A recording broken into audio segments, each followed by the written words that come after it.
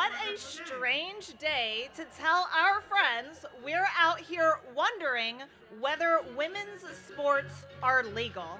My name is Mailman, and I'm the director of the Independent Women's Law Center. We are the legal arm of the Independent Women's Forum, an organization that uses our voice, the voices of women, to shape the most important movements and issues of the day. And for the past several years, that issue has been the existence of women.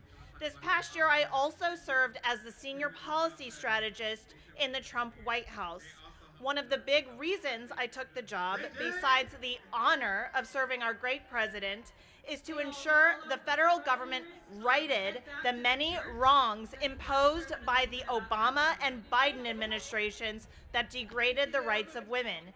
In this very case, Biden's Department of Justice argued that the Constitution required every girls' team in the country to prove in court it had the right to exist, and that for men to have equal opportunity, they must be allowed to pretend to be women. All this creates an issue well beyond women's sports. The degradation of women's sports is a particularly obvious manifestation of what happens when you pretend male and female are fluid.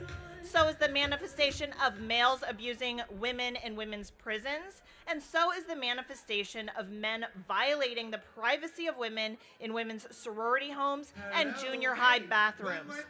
But the reason I'm here today isn't necessarily for any one or even all of those reasons.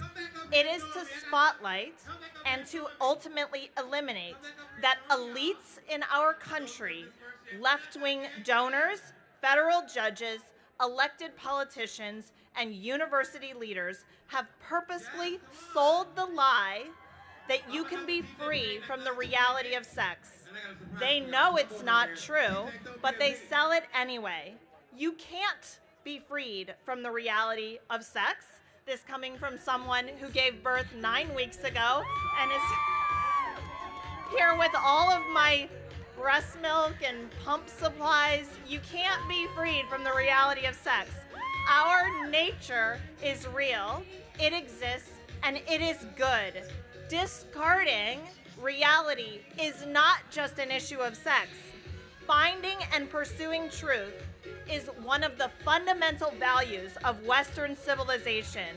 Without that grand purpose, what is right isn't what is true. It's whatever those with power and influence say. We are a society anchored in nothing. So today, I join this strong group to echo not only that women's sports are good and legal, but to remind us that when a nation accepts a lie so obviously false simply because we're told to, we turn away from our founding documents grounded in fundamental truths and set ourselves up to perform terrible acts like bloodying women and maiming children for the so-called good of pleasing the woke mob.